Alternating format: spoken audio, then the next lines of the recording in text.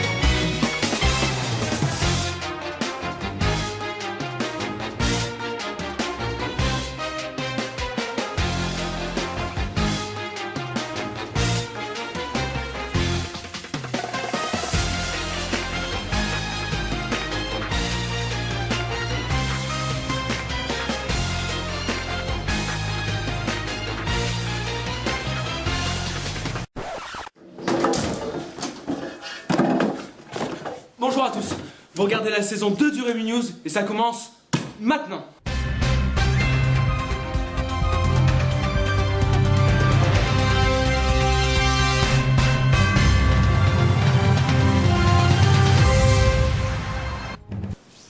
L'information principale du mois, c'est bien sûr la rentrée. Eh mec, on est le 25 septembre, hein. Oui bah c'est bon, hein. J'ai mis mon temps mais je suis arrivé. Ah, c'est la rentrée, des nouveaux élèves, des nouveaux profs. Mais cette année, on a un nouveau proviseur. J'ai pu lui poser des questions, il m'a répondu. Interview. Alors, bonjour Monsieur Barthélémy, vous êtes le nouveau proviseur du lycée Jules Rému de Nîmes. Donc, vous avez accepté de faire cette interview, je vous en remercie. Alors vous venez d'un collège dans l'autre, c'est bien ça? Oui, tout à fait. C'est pas trop dur de passer de l'administration d'un collège à celle d'un lycée? Alors, dur, ce serait pas peut-être le mot que j'emploierais. C'est beaucoup plus complexe de passer sur un lycée que sur le collège. Le collège que je quitte comptait à peu près 430 élèves. Donc ici, on a 570 élèves à cette rentrée.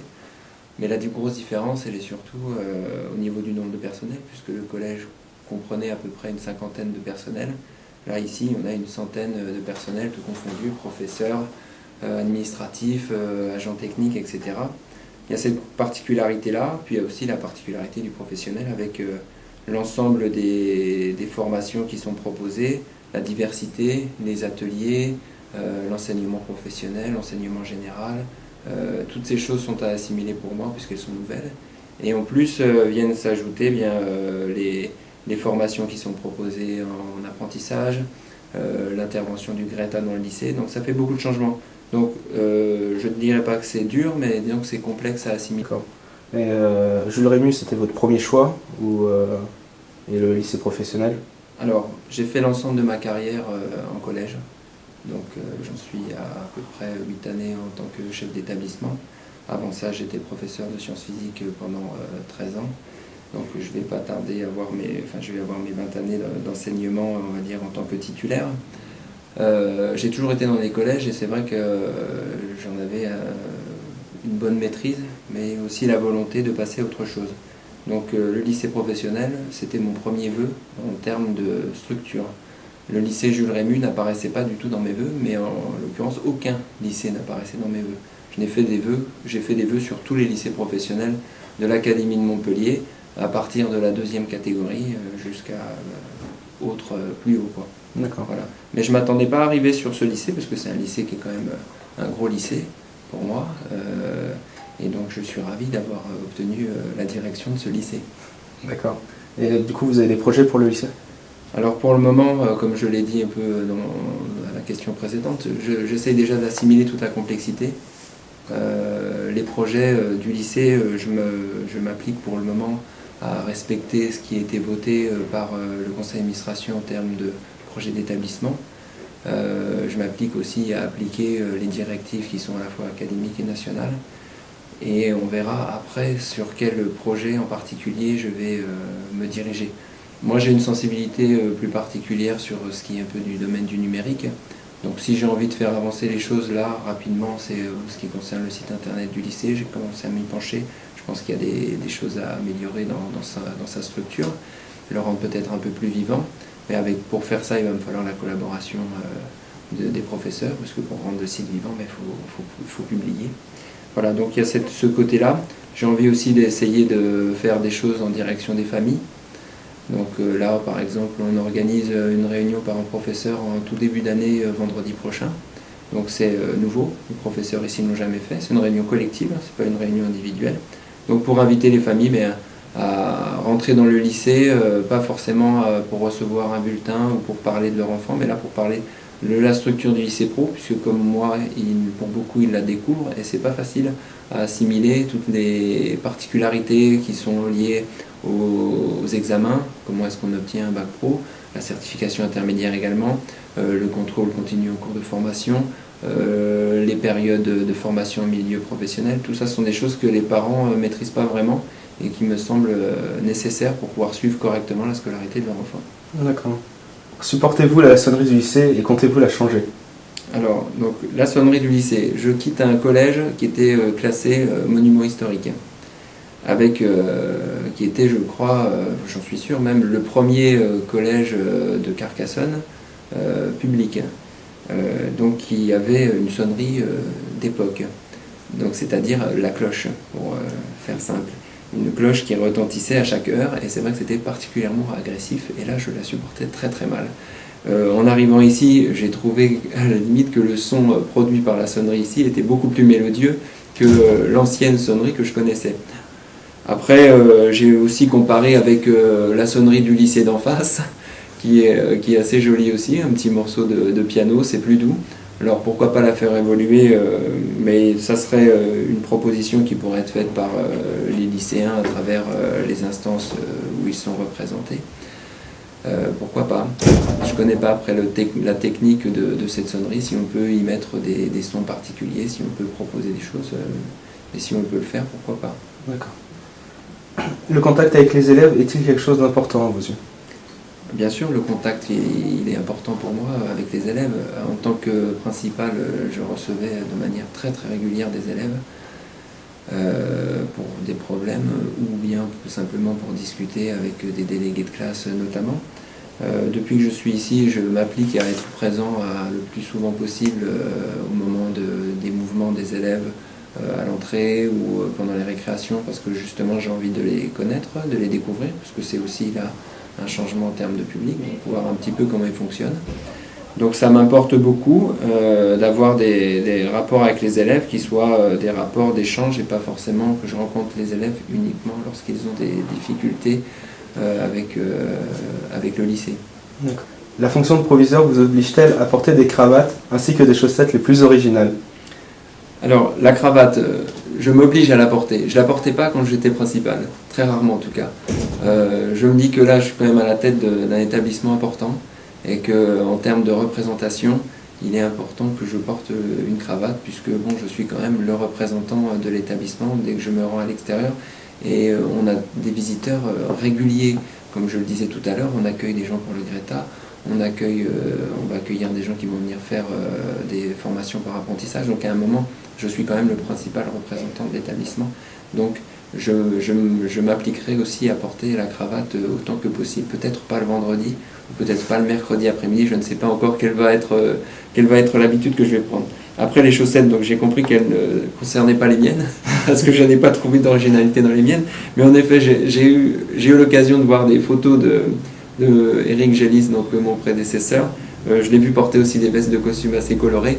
Donc moi, je ne suis pas dans cet état d'esprit-là, en tout cas au niveau des extravagances. Mais j'en aurai peut-être d'autres. D'accord. On dit bonjour à M. Gélis, qui doit être dans son nouvel établissement en ce moment.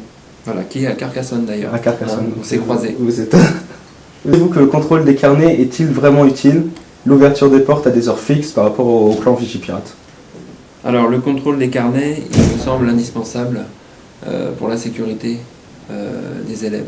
Le rôle d'un chef d'établissement, c'est d'assurer en premier lieu la sécurité des biens et des personnes. C'est ça la première mission. Viennent après les missions d'enseignement, d'organisation pédagogique, etc. Mais là, avant tout, c'est d'assurer le mieux possible la sécurité des biens et des personnes. Alors donc en termes de contrôle d'accès, ça me semble indispensable pour pas qu'on ait d'intrusion et qu'on ait à l'intérieur de l'établissement uniquement les élèves de l'établissement ou les personnes apprenantes de l'établissement ou les personnes invitées, mais qu'il n'y ait pas d'intrusion de gens mal intentionnés. Donc le contrôle, il me semble tout à fait indispensable et de manière rigoureuse, il sera maintenu. Après, ce qui concerne l'ouverture des portes, comme je le disais, je viens du collège et au collège, je ne vois pas arriver d'élèves à tout moment et à n'importe quand. Et c'est vrai qu'on ne peut pas non plus être au contrôle tout le temps au lycée. Donc le maintien de l'ouverture des portes à heure fixe sera gardé. Le plan Vigipirate impose un contrôle accru, même j'ai envie de dire, même s'il n'y avait pas de plan Vigipirate, il faut quand même qu'on se garantisse qu'on accueille dans l'établissement que des gens qui ont quelque chose à y faire. Voilà. D'accord. Alors, depuis plusieurs années, le lycée a un partenariat avec l'armée de terre, le 503e régiment du train. Allez-vous le garder ou dévier vers d'autres services comme les sapeurs-pompiers ou la gendarmerie? Alors, on a des partenariats qui existent. On a des partenariats avec le 4e Airmat, partenariat qu'on a signé dernièrement en termes de convention. Par rapport à des accueils d'élèves stagiaires dans leurs locaux. On a des partenariats avec d'autres institutions. On a des partenariats avec les sapeurs-pompiers, notamment le SDIS, puisque il y a eu il y a quelques années un véhicule démontable qui avait été constitué pour eux. Moi, je les rencontre la semaine prochaine.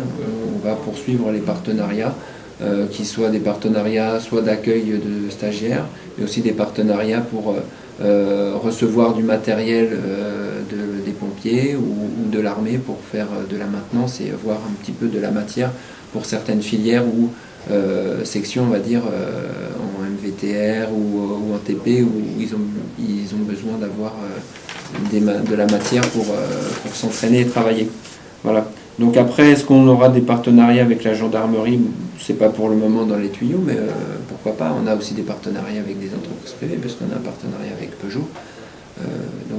L'objectif du lycée professionnel, c'est surtout pas de se renfermer sur lui-même, puisqu'on travaille en partenariat permanent avec les entreprises, dans le sens où on envoie nos élèves pendant 22 semaines, lorsqu'ils préparent un bac pro, en stage, en formation en entreprise. Donc il y a un partenariat qui doit exister, qui existe déjà avec les entreprises et qui doit être développé. On est ouvert vers le monde de l'entreprise, puisque c'est quand même vers ce monde-là que se dirigent nos élèves à la sortie du lycée. D'accord. Alors pour la fin, je vous laisse face aux lycéens. Merci pour cette interview et à bientôt. Alors les lycéens, ce que j'ai envie de leur dire, eh bien, c'est qu'ils ont la chance d'avoir été acceptés dans ce lycée, qu'ils ont la chance d'être accueillis dans un lycée qui est vraiment un bel outil, qui a des ateliers avec du matériel, pour la plupart des ateliers de très bonne qualité, des enseignants qui suivent leur scolarité avec beaucoup de bienveillance et de volonté pour qu'ils réussissent. Donc la première étape, elle consistait à entrer au lycée. La deuxième étape, elle consiste à y rester, puisque la grande difficulté que l'on rencontre avec les élèves lycéens, et j'ai envie de dire particulièrement en seconde, c'est le décrochage scolaire. Donc il ne faut absolument pas décrocher, il faut rester au lycée. Donc c'est ça la deuxième difficulté, le défi que nous avons à relever. Mais c'est un défi difficile parce qu'il y a beaucoup de choses qui nous échappent. Ça ne tient pas forcément au lycée. Le fait que les lycéens ne viennent plus, ça peut tenir à d'autres choses qui sont liées à leur contexte familiaux. Mais il faut qu'ils restent au lycée, c'est la deuxième étape. Et la troisième étape, ça sera de réussir leurs examens. On montre quand même qu'ici, il y a une bonne réussite. Donc les professeurs savent préparer les élèves, les entreprises accueillent les élèves de manière positive. La réussite, elle est plutôt importante, puisqu'on a 40 élèves qui ont obtenu leur bac avec mention cette année. Donc voilà, le mot que j'ai envie de dire aux lycéens, c'est rester. Maintenant que vous êtes là, restez au lycée Et si vous y restez, vous obtiendrez quelque chose. Et en plus, il y a quand même des débouchés au niveau de l'emploi dans les formations que vous suivez. Voilà. Merci Monsieur Barthélémy. Mardi 22, 2 classes du lycée ont eu la chance d'aller à l'expo de ouf. Dans le quartier Gambetta, street art, graffiti et expo intérieure, Loïc Navarro a pu nous ramener ces images. Reportage.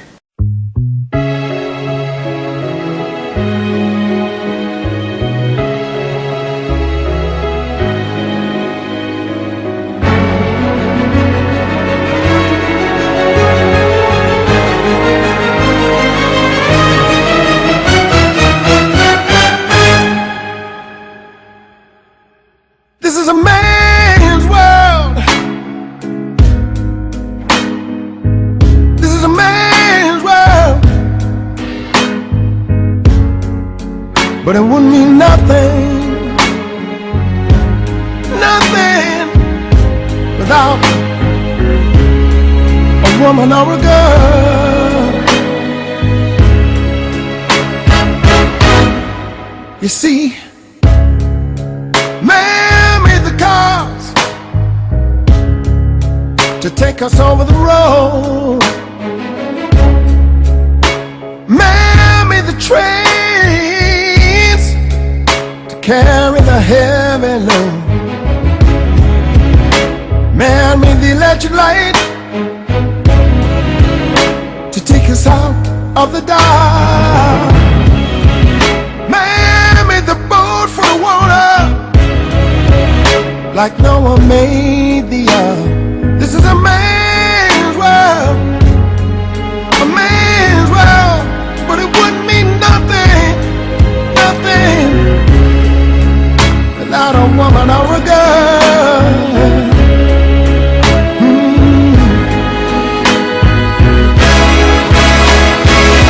Man thinks about a little baby girl and a baby boy. Man makes them happy, 'cause man makes them toys. And after man has made everything, everything he can, you know that man makes that money to buy from another man. This is a man's world, but it wouldn't mean nothing, not one little thing, without a woman or a girl. No, no. Ah.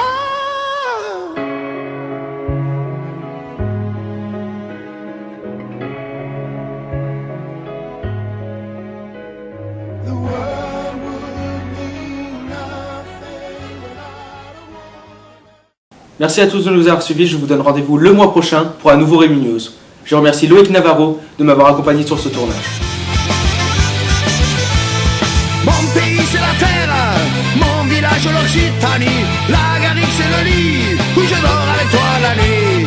Faisant que jamais l'amour ne s'arrête pour pouvoir dormir. Petit.